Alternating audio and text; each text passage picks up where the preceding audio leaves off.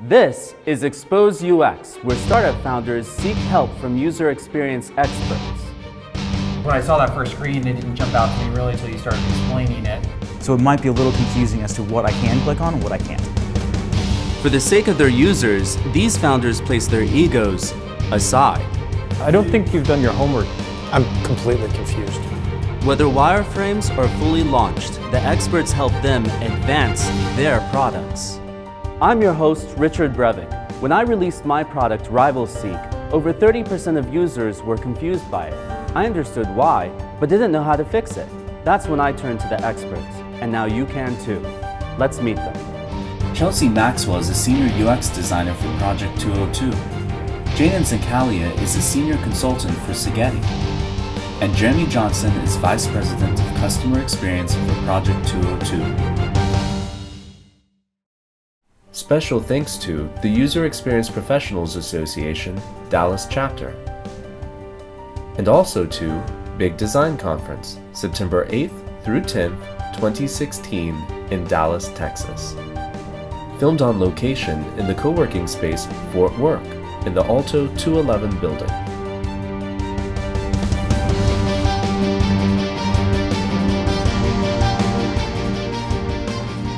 Welcome, Ben, to Expose UX. Could you give us a little background on your company? Thank you for having me. My name is Ben Tyler. I'm the founder of Bextel, and we make apps for hearing.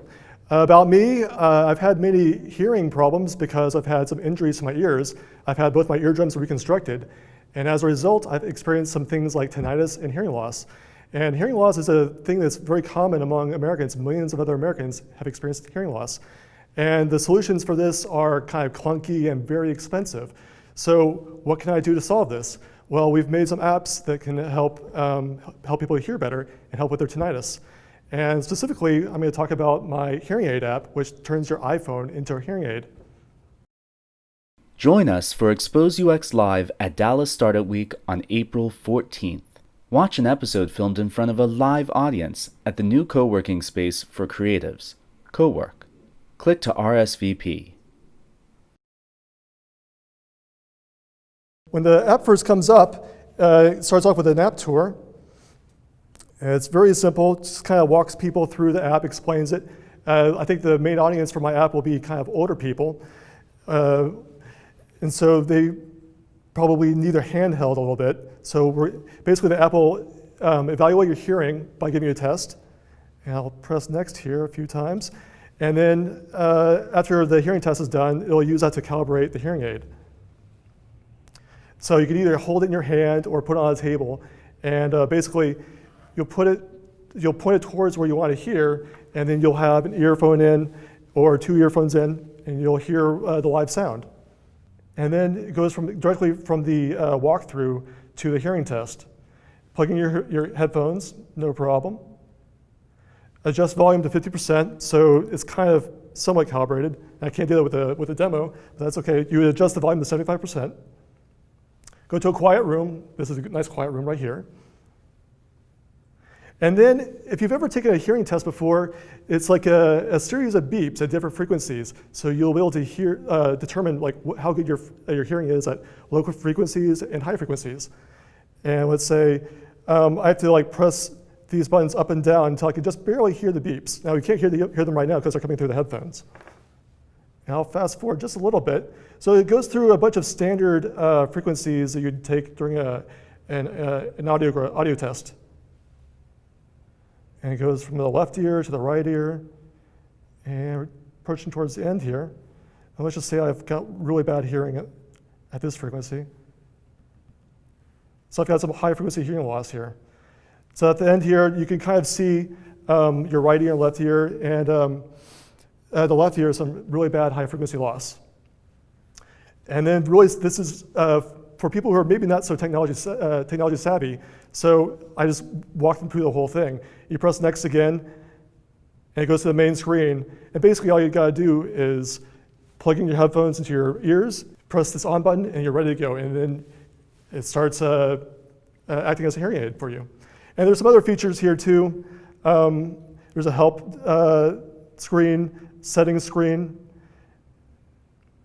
So you can go directly to your hearing results, and then you can make some other fine adjustments to how the app works. And then if you really want your doctor, your audiologist to fine tune this for you, you can have them go in and adjust all the gains at different frequencies for you. And that's about it. I think this is awesome. I think that you're solving an actual problem, unlike a lot of apps. Like, we don't need any more check-in apps, we don't need any more photo apps. Like, this is like a real issue that people have, and I think that's great. My one suggestion I would have is that in your onboarding, have some type of progress indicator, so I know if I'm almost done or not. Okay. You mentioned elderly people might be using this more often or not, but then I got the sense that, I don't know, I mean, have you put this in the hands of elderly people and then not shown them how to use it to see if they can get through it, or?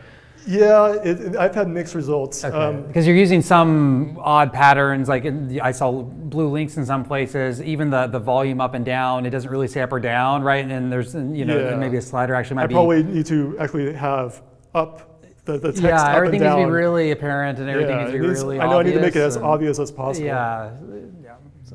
And I think with your onboarding too, it seems so authoritarian. It's just like, do this, do this, do this, but it never says why. So I think just making it a little bit friendlier might help, because I think someone that might be using this might be possibly, I don't know, self-conscious about that. So that could be something to help kind of ease them into using an application like this. Also, I think that along with the whole UI controls, I would be very cautious about using a slider, especially if you think your audience is older people, because the hands aren't quite as steady. Sure. So consider an alternative, like especially on that screen which has the fine tune, where you can fine tune adjust. Yeah. On that you have sliders, and so those are really tricky to fine tune. Yeah, and I kind of glossed over this, but I had a pop-up saying that basically you don't need to adjust these things yourself. You should only have your audiologist adjust these, or adjust them yourself if you're proficient with audiology, basically. Yeah. So. I mean, I wouldn't be afraid to give your application a personality, right, and a voice, and so like it could say that, right? It could say like, hey, you guys don't need to touch this. Like, we have this handled. If you want your doctor to look at it, like show this to them. I mean, it's okay to give apps personality, right? That's fine. Well, as far as so you mentioned pointing the phone, right? Health Wildcatters is a mentor-driven seed accelerator in Dallas, Texas. The 12-week program offers health-focused startups an initial seed investment, advisors, office space, and strategic resources needed to help the startups grow. So you mentioned pointing the phone, right? Like, and how do they know which? So is that where? And actually, don't even know, because the mic isn't the mic at the bottom of the phone? Yeah, it is. So you'd have to point the bottom of the iPhone towards. So you might have put an arrow on there or something, because that's a great idea too. Because I wouldn't know which way to point, and I felt like one of your screens had the top of it pointed at the. Maybe I saw that. I might have had some old app art in there. Yeah, possibly. Plus, obviously, the phone's changing. Like that phone button is actually not the same as the button that's on there. I think the iPhone 4 headphone jack was at different places on the top. So that changes with every iPhone iteration. I mean, with that demographic, you might have to be very literal, right? And, So, because we're talking about like an accessibility thing here, so on this page right now, there's what, 2 actions, power and the on-off? Yeah, this is, I realize I could have done this better. The power actually means background mode. So if you were to press the home button or lock the screen, it would still play audio in the background. Okay. And if you turn this off, then when you press home, then the application will terminate. So just hitting home doesn't get rid of the app unless you slide the power. It'll stay on until you slide the power. If it's power on, then you can use multiple applications at the same time and still hear from this application. So to me, this whole page needs to be your on button. Like, I really want to press that circle in the middle. Like, I don't need this little slider that says power on or off. If you click that, then you can have that change colors or give me the feedback that, hey, this is on and will be on. So even then too, if I'm doing like task switching or something like that, I can see that color and I know whether or not it's on or off without having to dive into the app. Okay. Without trying to figure out, like, if it's left on off and I turn it on, does that mean the off toggle is back on? Like, because that's the issues you're going to have right now. Yeah, the text will actually change when you actually toggle it. But even the whole idea around background mode, like, I think that's probably lost on a lot of people. So I think, it's either on or off, or maybe, I don't even know, do you even ping them every so often to say like, hey, I'm still using your battery, or like if you notice it going below a certain percentage. Yeah, that's kind of a dilemma I had, how to do both turn on the app, like make the sound start, and whether you should have it in background mode too. Yeah. And then also, like, so like you have this last calibrated. I mean, do people calibrate their ears often? Is that something that happens? Or is that like a one-time and probably not for a I while? think for most people it would be a one-time thing, but maybe somebody would want to recalibrate 6 months later. Then in that case, like to me, that's unnecessary on your home screen, right? Because that's more of just in my profile, in the settings. If I'm like, wait, I think my hearing has changed, let me go in and recalibrate. But right now, it's a little confusing that it's saying, hey, last calibrated, because it makes me think that I need to recalibrate. Or maybe have a reminder pop up periodically. I think, again, just kind of knowing your audience, right? And I think everything needs to be extremely obvious. Again, things like placing arrows in the direction of the phone even, I think would help with usability. Again, it's a great idea, and you're helping potentially a lot of people, so it's great. Yeah, so if you're dealing with accessibility, make this more accessible by having bigger buttons, less sliders, and more, tapping or typing in numbers. But overall, I think you're solving a really cool problem. I think your idea is great. I think you do have a lot of animations right now, or illustrations right now, and if you could kind of keep going in that direction and add some personality and playfulness, this could be a really cool app. Thank you, and we hope that the feedback has been helpful. It has. Thank you very much.